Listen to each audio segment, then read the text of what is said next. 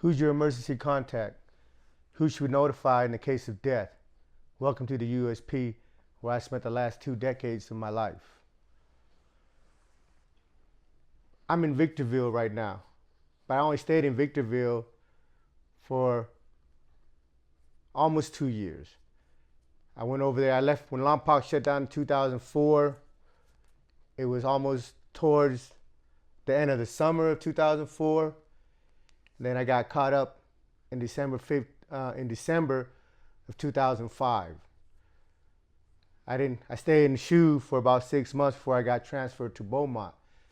But while I was in Victorville, like I told you in the earlier episode, when we first got there, I helped organize a laydown because they weren't they had a yard split. They weren't giving us the things that we know we got coming. You know, the warden was on some bullshit and he was just like you ain't got nothing coming. We couldn't do no push-ups outside the cell. We couldn't do no pull-ups. We couldn't do no dips. All they had was a bunch of treadmills for us. So we bucked on a few issues, but during that time when we bucked, during the laydown, they had locked me up. And I was in the SHU for about 6 months. So when I come out the SHU, I was probably on the compound for maybe a month or two. Then I got locked back up again because they found a couple batches of wine in my cell. And during this time, they opened up a step-down program in 1B. So I was in the SHU for about 60 to 90 days. Then I had to put into a step-down program, which was about another 6 months before I got back out onto the compound. You know, during my stay, the yard is active. Everything is going on, shit's happening, but I was in the SHU most of the time, so I really can't tell you every single thing that went on in Victorville. The only thing that I know that I can for sure tell you about is the stuff that happened with me. So when I come back out, this is around football season. Football season started. You know, they finally let us play football because they didn't let us play football in Lompoc. So I'm on a football team. But I only got to play a couple games until this incident happened. I had a friend of mine out here from Utah, Ikale Vanuku. He was in Pollock. And he transferred to from Pollock to Victorville. Now in Victorville at this time, they weren't selling any more tobacco product. But all around in the other penitentiaries all across the country, they were still selling it all the way till 2006. But the warden in Victorville, you know, took all the tobacco away. So tobacco is a high commodity. It went from one cigarette for a book of stamps is $5, to it being broken down into 6 pieces, and they were selling 3 of those for $5 until it got to the point where they were breaking the cigarette down to 6, 7 pieces and selling each individual pieces for $5. So you can see that, you know, it's a product that's in demand.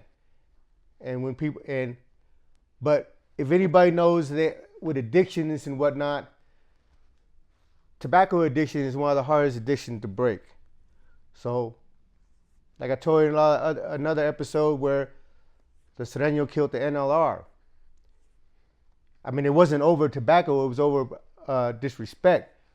But, because somebody I wanted to smoke and somebody didn't want to sell it to them.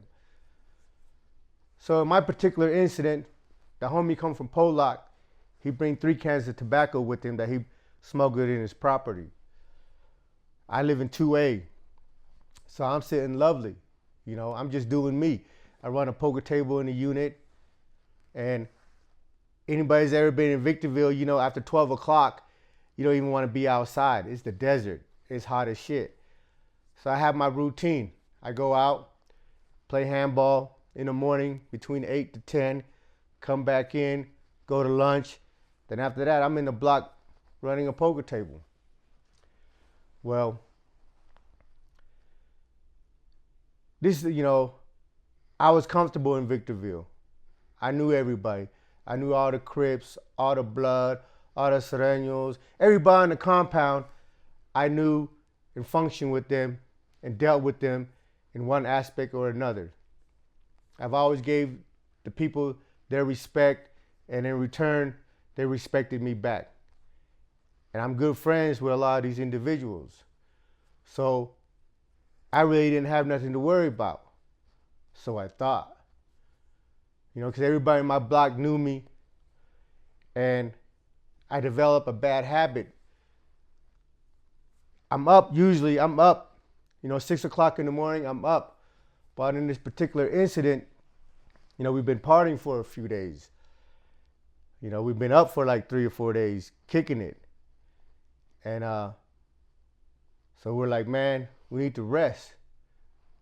So we slept in, and this is why I tell you, you can't take no naps in a penitentiary.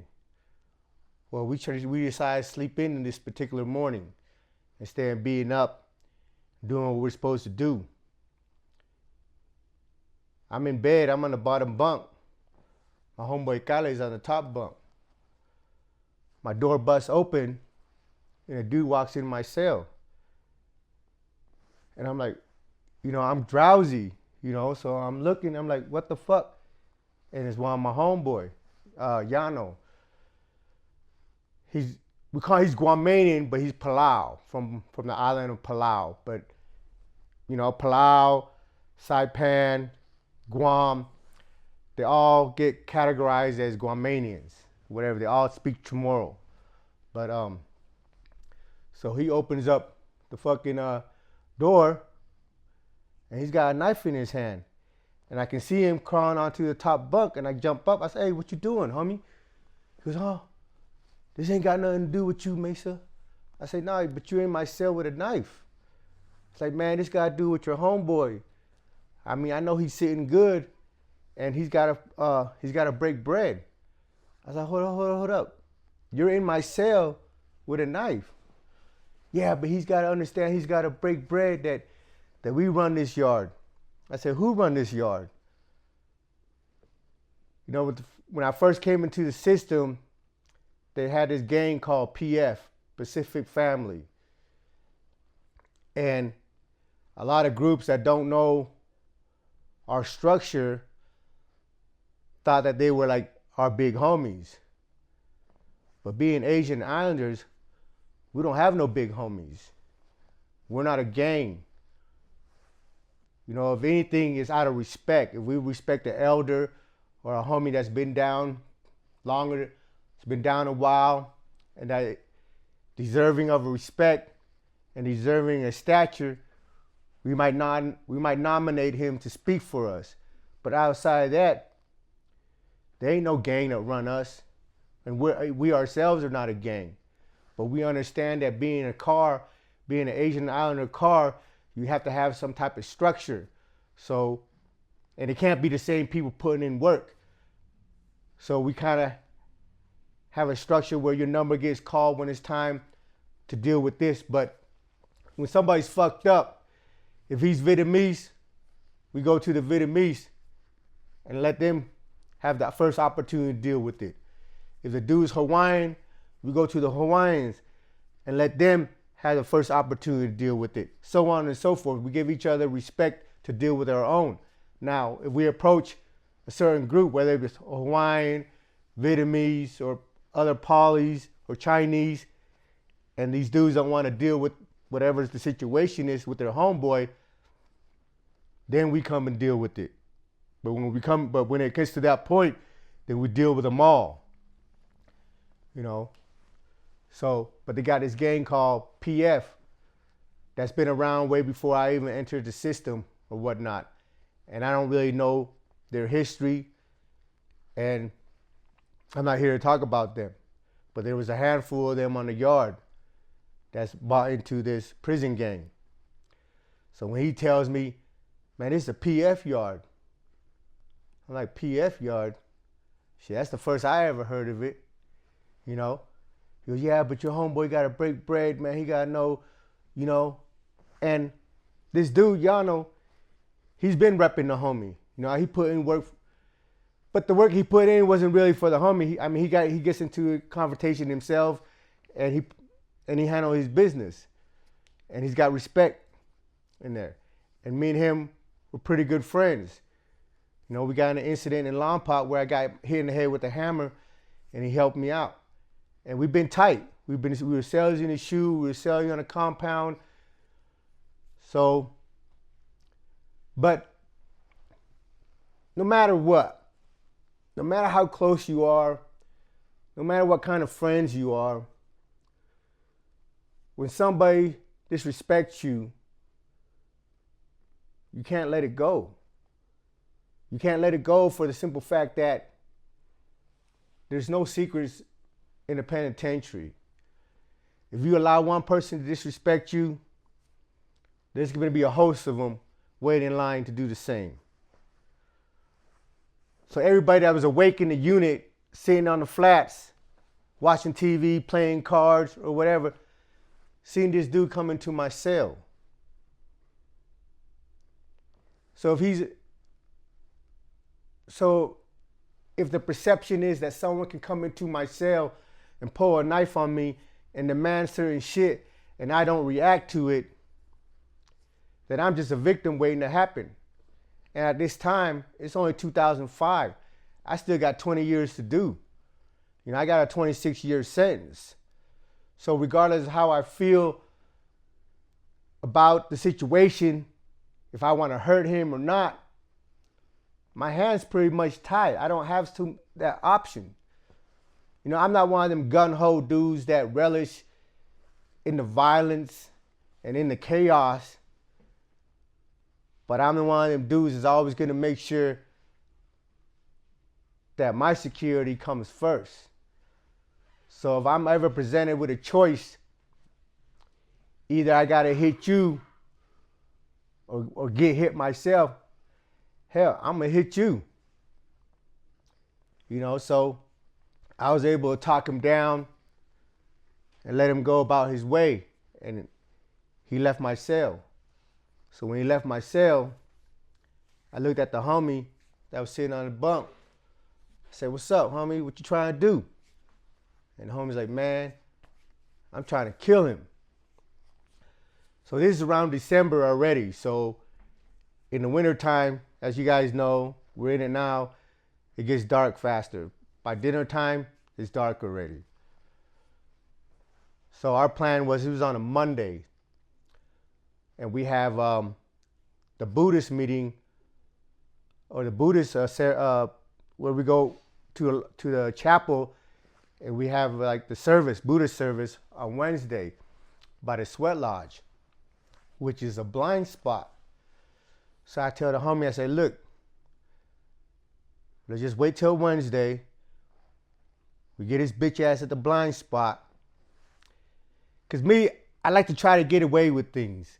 I don't just jump out there and whatever. So our plan was to hit him on a Wednesday. I said, first we need to rock him to sleep. You know, you have to be, when you're in the penitentiary, you have to be in the mindset. Like he got big-headed and figured that, you know, he could do whatever he want. That motherfucker wasn't gangsters except for him. But me, I know if I cross a line with somebody, if I call somebody a bitch, a punk, outside their name, anything outside their name, I'm gonna expect a certain reaction, because I don't take anybody, I don't underestimate anybody. Everybody that's locked up in the penitentiary is there for a reason. So I expect them to have the same mentality as me. So his mistake was, I guess he didn't think I was a G. So I tell the homie, I said, "Listen, we're gonna rock him to sleep and lure him over to the spot. So at lunchtime, I want you to give him this book, 5 books of stamps, and this little bundle of tobacco." And the homie's like, "Nah, man, fuck that. Let's just go butcher him. Let's just go butcher him at lunch." But 1B is right in front of the lieutenant's office. So if we hit him over there, there's no way we're able to get away with it. So At lunchtime, Ikali does what I say. I tell him, hey, go give him this bundle of tobacco and this 5 books of stamps, and just rock him to sleep. So when we go to lunch, I see him and Ikali have a conversation. I see Ikali give him the package or whatnot. So after they give him the package, I go and have a conversation. He calls me over there. Yano calls me over there, and we're talking. He's like, hey, man, I'm sorry about this morning. I didn't, ain't nothing on you, Mesa, man. I'm not trying to disrespect you, but, I be out here putting in work, holding the homie down, and I need to get broken off. And I'm like, yeah, no, that's good, homie. That's cool. I said, listen, we got some more stuff for you, but it's put up.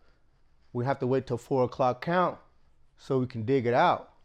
He said, oh, all right. I said, so I'm going to see you at dinner, right? So we go back to the block. But when something is festering, I can't relax. And me and my homie, we just looking at each other. We was like, man, it's 2 more days till Wednesday. Like, it's not going to work out. So he was like, fuck it. Let's just go hit him at dinner. So that's what we decided to do. So I went and hollered at a couple of white boys that I knew, Half Pint. He's out here from Utah. He went and got me two picks. One was as thick as my pinky. That's the one I had, about this long, about thick as my pinky. The other one was a little thinner, like a regular ice pick. That's the one that Ikali got. So we couldn't wait till Wednesday. So we made up our mind, let's just go hit him at dinner time. Him, I don't know what thought process that Yana was going through his head, but he thinking at dinner, we're going to deliver him some more package. So when he calls out for dinner, we wait until they call 1B, because, they call different units at a time. They call one unit at a time. So when we hear them call 1B, we go out. And I told Ikali, hey, this is your beef. You make the first move, and I got you. So I'm walking first. When they call 1B, I don't want to walk right towards him because I want to give Ikali a chance to do his thing. But so happened, it was perfect timing. My friend Kojo, older Muslim dude. He's from the BLA, Black Liberation Army. You can do a whole series on his life story by itself. He calls me over to talk to me. So it gave me a perfect opportunity to veer off. And I went over there and talked to Kojo. I don't remember anything he was saying to me because my focus and my attention is on Ikali and Yano. And I see them, and I see Ikali walk up to him, cock his hand back, and hit him. So when he does that, I take off. I go and wrap Yano up. His jumpsuit, they had jumpsuits on in 1B. I wrapped the jumpsuit up around my hand, and I started hitting him. But I'm not trying to catch a body, so I'm trying to hit him in his lower abdomen, lower body part, and I'm hitting him. I hit him about 6-7 times. He's spinning around, he's moving, he's not standing still being a victim. He's moving around, and I'm hitting him.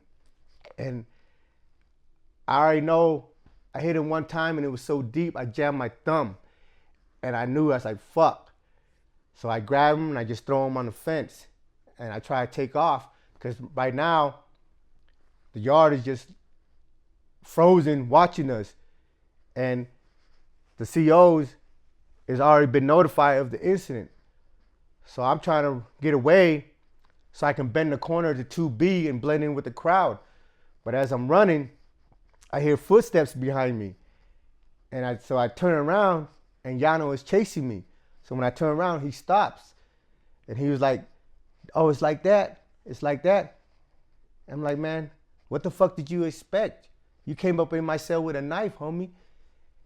And while we're talking, he's creeping up closer to me to try to do his little karate kick. And when he got close enough, he tried to kick me. But when he kicked me, I jumped up, and hit him one more time. And I hit him in the chest, and he just hit the ground. And I was like, fuck. So I spun around and ran. But when I was running, the tower shot at me. You know, all I hear was boom. And like I said, I don't know how close the gunshot came to me, but a piece of the building hit me in my eye. Like, I didn't have no scrapes or anything like that, but when that shit hit, when that fucking piece of building hit me in my eye, I just flopped on the ground and just did the seal and just scraped my chin. I scraped my elbow. I scraped my hands because, man, I'm not trying to get my head blown by the gun tower. You know, and then I crawled to the drain, dropped the knife in the drain that they found later anyway. But anyway, they come to take us all back to the SHU. And when the cell that I'm in, I can see everybody coming in and out of the SHU. And I never see Yano come back to the SHU. So on like the third or fourth day, when a CO walked by, I banged on the window and I asked the CO, I said, hey man, what's up with my homeboy? And they're like, who's your homeboy? I said, Yano. He's like, he's like, oh, that's how you do your homeboy? I said, man, fuck all that. Like, what's up? He goes, oh, his lung collapsed. I said, lungs collapsed? I said, what does that mean? It's like, it means he could die. And it's a different feeling and emotion. I'm not out here trying to, project the image that I'm some killer, some cold-blooded dude. You know, the things that I've done in the penitentiaries were necessary to ensure my survival. But anybody that's ever met me, been on a yard with me, no, I don't relish in this stuff. But I'm not running from nothing. I never did. You know? But I had a 26-year sentence. I know I can't project myself into the future that long, but maybe someday I hope to have an opportunity to go home. And when they said that this dude could die, I was just like, man, like the air out of my chest just deflated, just like, fuck, this motherfucker made me do this shit to him, But fortunately, he didn't die. He stayed in the hospital for a couple weeks and he recovered. And I stayed in the SHU from December all the way till April, and they shipped me out to Beaumont. But while we were having our DHO hearing, they showed photos of the victim. And the thing that saved his life, when Ikala hit him, he hit his front tooth, and he knocked his tooth out with an ice pick. So if he would have hit him a 1/4 inch higher or 1/2 inch lower, I might not be here right now. He might be dead. But that's the point of this episode. It's just like, doesn't matter how much time you get. And it doesn't matter how you conduct yourself in a penitentiary. You never know how someone else is going to conduct themselves. But when a situation comes up, you got to deal with it. Whether you like it or not, whether it's your friend or foe. If he crossed that line, you got to deal with it. Because if you don't, then you become the victim. Welcome to the USP. Thank you guys for tuning in and watching these episodes. Like anybody out there that's viewing this shit, if you were there with me on a yard, man, hit me up, leave a comment. But give me the name that I know you by, because I don't know your guys' real name, man. I got people commenting me that they've been here with me and this and that, but I don't know your real name. So just give me the name that I know you by. And subscribe, like, share, all that stuff, man. Thank you. See you guys next time.